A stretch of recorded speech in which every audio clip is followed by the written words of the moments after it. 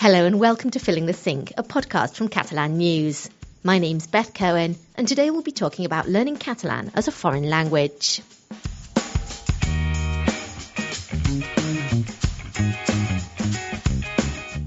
Catalan is currently spoken by more than 10 million people in 4 different countries: Spain, Andorra, France and Italy. It's a Western Romance language that evolved from everyday Latin spoken during the Roman Empire. And whilst Catalan is spoken mostly on the Iberian Peninsula, it differs significantly from Spanish in pronunciation, grammar and vocabulary. Today we'll be revealing what it's like to learn Catalan as a foreign language, finding out who's studying it and why, and discovering the importance of our national language. Joining me in the studio to limber up for some serious language learning are Lorcan Doherty and Killian Shields. Hello. Hola. Hola, com anem? Tot Bon bé? dia, bon dia, bon dia. Molt bé. Now, I am delighted that we're covering this topic because as an English person resident in Catalonia, it's close to my heart. I mean, I'm sure we've all seen friends and fellow expats struggling to learn the language, or not, and experienced our own joyful and frustrating learning curve. Yeah, I think English speakers have a reputation, don't we, for being monolingual and for not learning any other languages.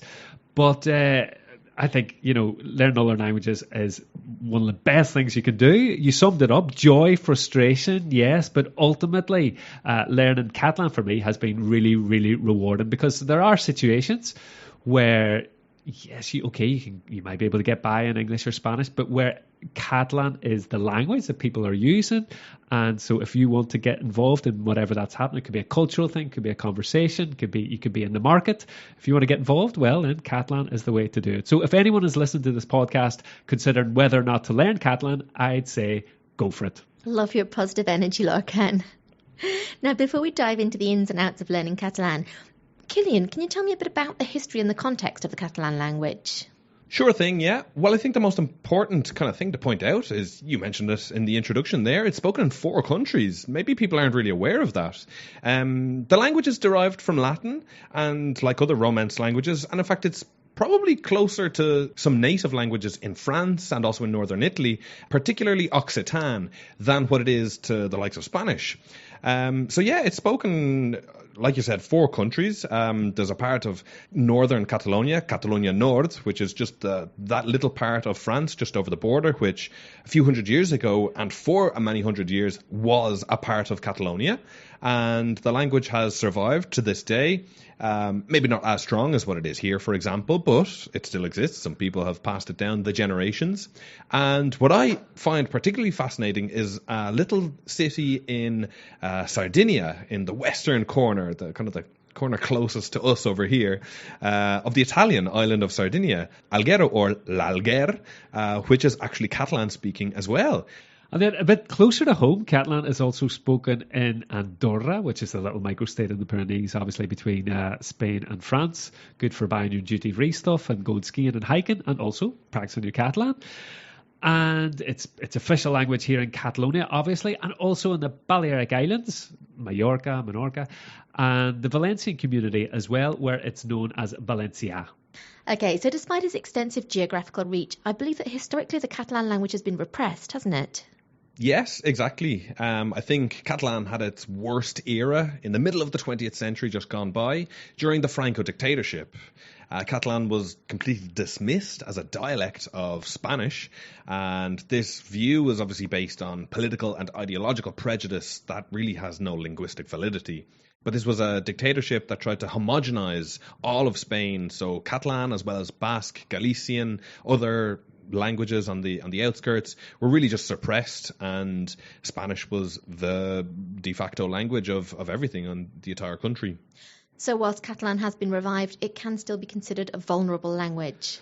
Yeah, so now Catalan is, in contrast to the period Killian was describing, as soon as the return to democracy, Catalan became, the main language in the institutions here in Catalonia, in schools, etc.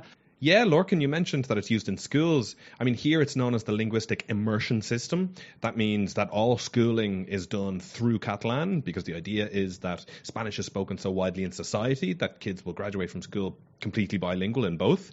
And this system is part of the official revival of the language, but also in more recent years, it's come to be spoken in the Spanish Congress. That was a huge thing that happened last year, that the co-official languages were spoken there in the Spanish Congress in Madrid.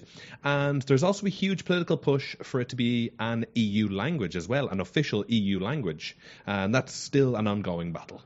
Yeah, of course, we did a podcast about this back in October 2023. I think it was episode 148, which talked about Catalan in Congress. I remember it well. And the interesting thing is that there are a lot of languages that are official in the EU that actually have far fewer speakers than Catalan. We also did a podcast about the immersion system. That was a while ago as well in schools, because that's another kind of political topic as well. Now, for people who move to Catalonia, I know that there's an increasing interest in learning Catalan. Yeah, that's absolutely right. I mean, I think when people first move here, maybe they don't realise the importance really of the language. Maybe people think that they'll be able to just get by in English or in Spanish. Which, of course, is true, as the majority of native Catalan speakers can also speak Spanish and or English.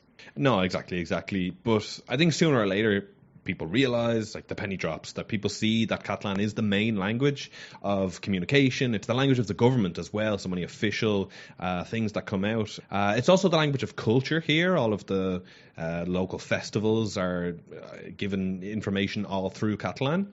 And people realise, I think, that by failing to understand this, failing to speak it, like they're missing out on so much. Like you don't become really fully integrated unless you can speak the language. Of course, and there's a lot of personal and professional benefits to being a fully fledged member of society, I guess. To find out more, Cillian spoke to Catalan teacher and social media influencer Julia Riera. Her social Instagram account, Daily Catalan, has over 100,000 followers, and her TikTok videos and posts have over 50 million views. She tells us how she became a Catalan teacher and how she's seen the market for language lessons boom in recent years. It was a beautiful accident, as I always define it, that happened during the pandemic. We were all locked in. We didn't know what to do. And so my boyfriend was like, why don't you start teaching Catalan? I see so many other content creators that are teaching languages at home. And I don't see anyone teaching Catalan to English speakers. There's Catalan teachers out there, but they just do the content in Catalan. But there's no one really out there who's focusing or targeting English speakers. And I was like, you know what? You're actually right. Like, there's no one out there who's doing it. And it's just like a very urgent necessity to target that English market. So then I started creating the videos, and then the courses happened. It was all super organic. Would have never thought that I would be teaching Catalan at this point. There's people from all over the world. I have students from Japan, students from Argentina. So it would be kind of messy to have live lessons. No one would be able to attend like all of them at the same time. That's also fascinating that you've got students in Japan and Argentina. Like, why is someone in Japan or Argentina wanting to learn Catalan? So I have to be honest. I would say 90% of my students who take the courses are partners with a Catalan person. So they're in a relationship with a Catalan person. They either just boyfriend and girlfriend, or they're married already. Some of them have kids, and they say, wait, my kids already know Catalan and I still don't. I need to get back on track and start learning, because otherwise my kids will speak to me in Catalan and I won't know how to answer. And if they reside here in Barcelona, Valencia, Mallorca, any Catalan speaking area, it's because like they moved here and they feel like they need to learn the language. Have you noticed any evolution in the language given where we are right now as a world in terms of the technology that we have right now? Yeah, I always say that young people like Gen Z and millennials speak a very different Catalan than my 80-year-old grandma, right? Who had no access to the internet and who was actually taught Spanish at school, because my grandma was born during the dictatorship. So they didn't learn Catalan at school. They only spoke it at home. But still, the way she speaks Catalan is very genuine, is very true to the Catalan essence, right? It doesn't have a lot of interferences with Spanish, maybe some words here and there, but definitely not the structure of the language, right? Nowadays, we use a lot of phrases that belong to Spanish, but we Catalanize them. But what I see in younger generations is that we speak a mix of Spanish, English, and Catalan. Myself, I always say that I speak Catglish. because I use English a lot of the time with my students, with my boyfriend, with like a lot of my friends are also English speaking. But for younger generations, that might not be the case. You know, they might not work in English, but they do see the words on social media. They see like slang, like tea, right? Like, or slay. Those are words that are very popular with the social media slang, and we adapt them to Catalan. For example, when in English you say facts, in Catalan, now like the social media term for that is factos. So we try to adapt like the English or Spanish slang into Catalan. I think as long as we keep the structure of the language genuine and to its grammar, we're going to be fine. Like a few words here and there are not going to harm it. Tell me about the importance of using modern tools, such as social media, in keeping alive, maintaining alive a vulnerable language, such as Catalan. Some people might think that social media is a curse, and in many ways it is. But I actually think that specifically for the Catalan language, social media has been a huge blessing. I think that we have found a new avenue to expand our language, to find new ways of showing our language to the world and opening it to the world. Like, I'm pretty sure that if you would have asked me this question 5 years ago, there were not that many content creators in Catalan, but I've seen a huge increase in the amount of Catalan content creators after the pandemic. And so this means that people nowadays, they see Catalan or creating content in Catalan as a way of making money, which is obviously very necessary. But also, it means that we trust Catalan in that sense. We trust that there's going to be an audience that's going to watch it. We trust that brands are going to partner with us if we make Catalan content, which was definitely not the case 10 years ago when the whole influencer world and social media started. No one really made videos in Catalan in the early stages of social media, but now this has changed tremendously. And it makes me super happy to see that so many people now want to create content in Catalan. And I feel like nowadays it's a little bit easier to start making content in Catalan because so many people have paved the road for us. Thank you, Cillian, for bringing us that report. I love how Julia's made learning Catalan accessible and fun and trendy. And actually, I can personally recommend her content. You know, she's been nicknamed Lady Catalan by some of her followers. I think that's a great name. Yeah. Sort of an anagram, almost. Homophonic anagram, sort of. Now, as well as private classes and classes on social media, I believe that the government also offers free Catalan classes. Yes, there is an organisation called the Consortium for Linguistic Normalisation. I'm not even going to attempt to say it in Catalan, known as CPNL for short. It's a bit easier to get your mouth around. They do beginner classes for free and very affordable classes then beyond the first year. Like we're talking €25 in your second year. And demand for those classes are absolutely booming as well. We wrote about it recently on Catalan News. More than 9,000 people on waiting lists. So yes, Catalan is under threat, but newcomers to Catalonia, a significant number of them are interested in learning Catalan, and supply is not keeping up with demand.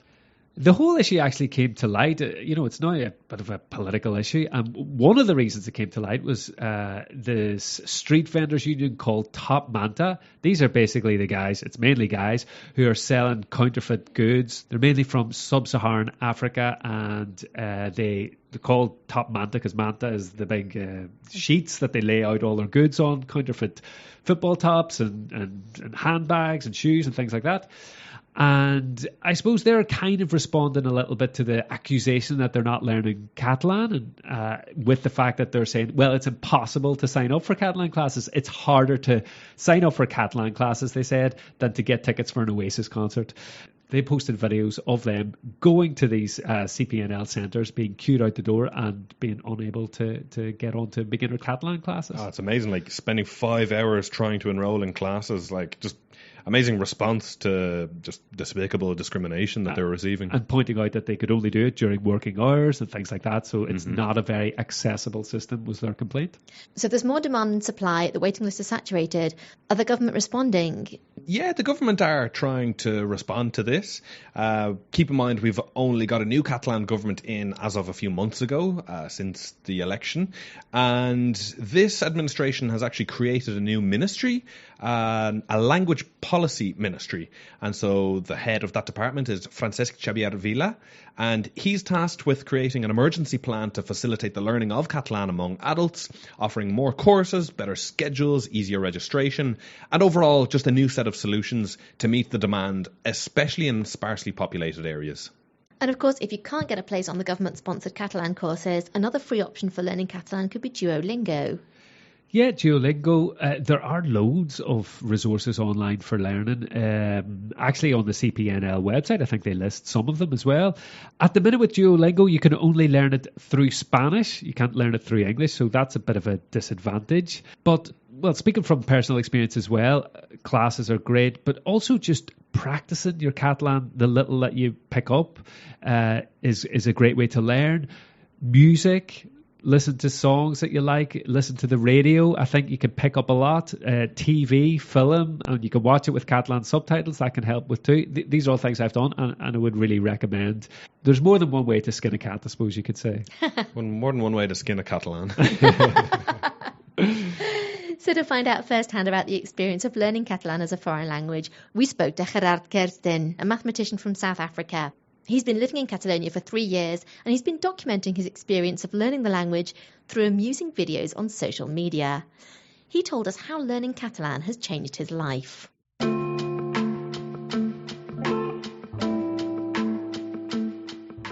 Hola, em dic Gerard, soc sud-africà, i avui fem una entrevista. Hi, my name is Gerard. That's actually how you pronounce it in Afrikaans, even though I tell people here in Catalonia that I'm Gerard. So I'm South African. I was born in Pretoria, but... From South Africa, Gerard moved to Barcelona in 2021, after 3 years in Bologna in Italy. Yeah, so I grew up bilingual, as most of us do in South Africa. South Africa has 11 official languages, and everyone tends to learn one language, and everyone knows English as it's kind of the language of communication. After Afrikaans and English, Gerard learned some German. Easy given the closeness to Afrikaans, he says. Then Italian in Italy, and when he moved to Barcelona, he started learning Spanish. Yeah, so I guess I can give a spoiler to the story that my wife, the reason why I came to Catalonia is Catalan. She was born and raised in close to Cardedeu, but her parents are actually from Uruguay. Both of them come from Uruguay. They moved to Barcelona 30 years ago. And so my first instinct was that I need to be able to communicate with my parents-in-law, so I learned Spanish, and I learned it quite quickly coming from the Italian and making the connection. I knew about Catalan, but I think like most people outside of Catalonia and Spain in general, not aware exactly of what the relationship is between Catalan and Spanish, what are the differences, the cultural differences especially. Then after 2 years here, I decided, okay, now I really want to learn to speak Catalan. My wife is proud of the language. I'm proud of the language. A lot of my friends are Catalan, and it's simply a kind of a respect to the culture of the place where you're living. You know, I want to speak the language of the place where I'm living. That's kind of my argument wherever I go. So basically, I just said one day, okay, I'm going to start speaking, and we did it with these TikTok videos, just kind of making a joke of me saying 1 or 2 sentences of Catalan and see how the people react to that. And in the end, that was the best way to learn, because I could kind of speak without being ashamed of what I'm saying, without feeling I'm being judged, just kind of waiting to see people's reaction, and then people would correct me here and there. And that's literally how I went about it, making these videos, chatting, having people correct me, having my wife correct me, and then bit by bit being in conversations in Catalan, understanding, and then starting to force myself to speak in Catalan as well. And in the end, with the combination of Italian and Spanish, it came quite quickly, but it was literally just a case of, okay, now I'm going to speak, I'm going to make mistakes, I'm going to make errors, but let's go. Let's see how it goes. Gerard's been learning and speaking Catalan for a year now.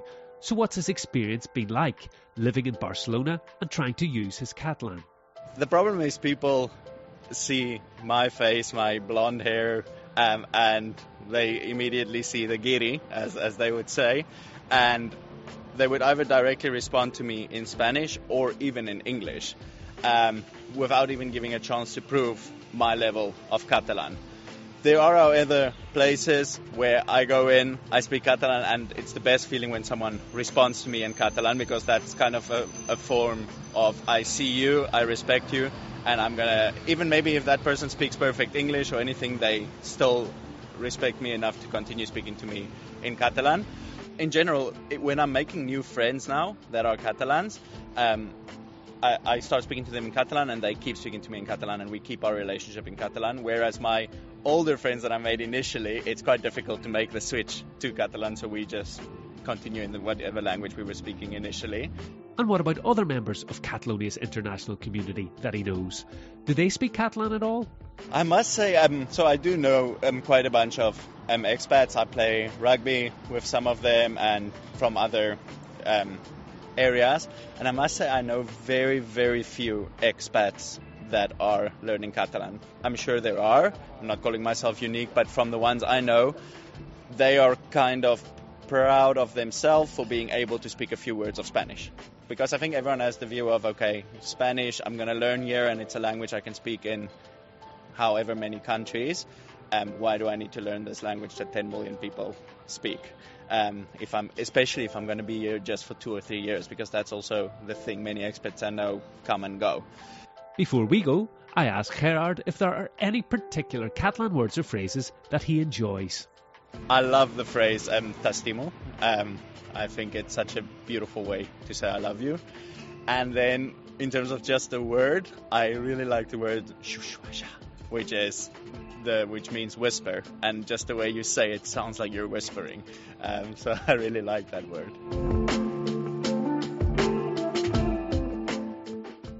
Thank you, Logan, for bringing us that report. I have to say that I agree with Gerard. When I first started learning Catalan, I found that a little bit of effort went a really long way. It transformed my relationship with people, and it gave me an insight into the culture which had previously been missing. Yeah, it was absolutely great catching up with Gerard. His TikTok videos and Instagram are great. And it's funny, like many people, I suppose, one of his main motivations for learning the language is because his partner speaks Catalan. Another tip that I can give people if they want to learn Catalan is to have kids.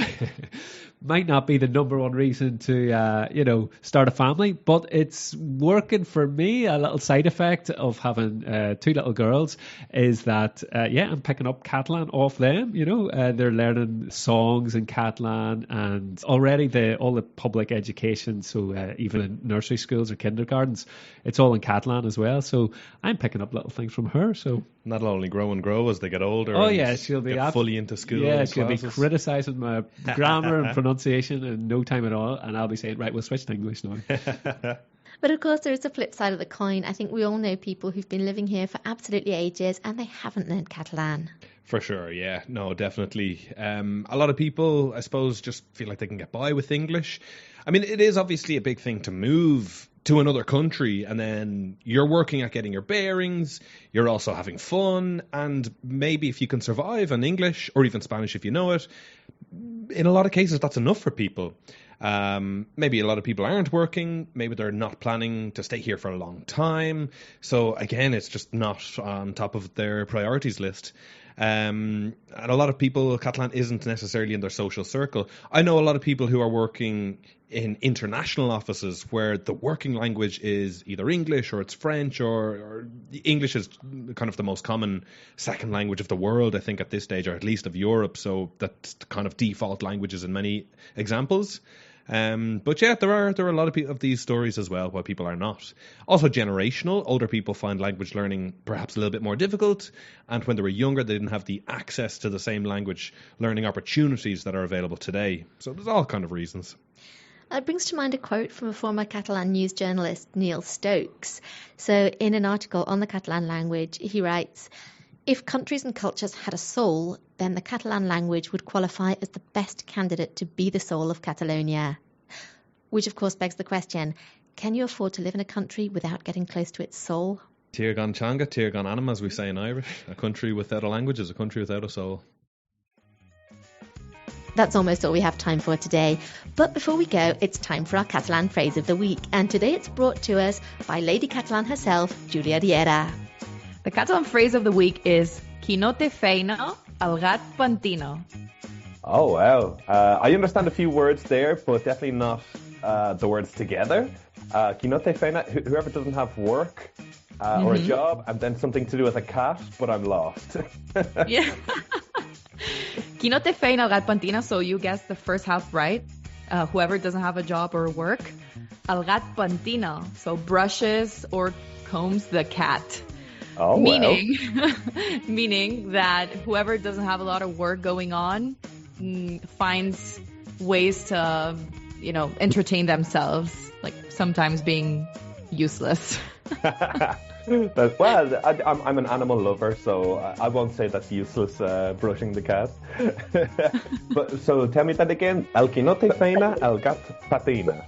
Pentina. Pentina with the N. Okay. Perfect. Thank you so much, Julia. Thank you. This week on Filling the Sink, we've been talking about learning Catalan as a foreign language. Thank you to Julia Riera and Gerard Kirsten for taking the time to talk to us and share your experience. And of course, thank you to Killian Shields and Lachlan Doherty for joining me here in the studio. Moltes gràcies. Ja, de res, Beth, a tu. That's all we have time for today. Thank you for listening. Make sure to subscribe to Filling the Sink wherever you get your podcasts if you haven't done so already. We'll be back again next Saturday with another exciting episode of Filling the Sink. On behalf of all the team here at Catalan News, I'm Beth Cohen, wishing you a great weekend. Fins aviat. Adeu.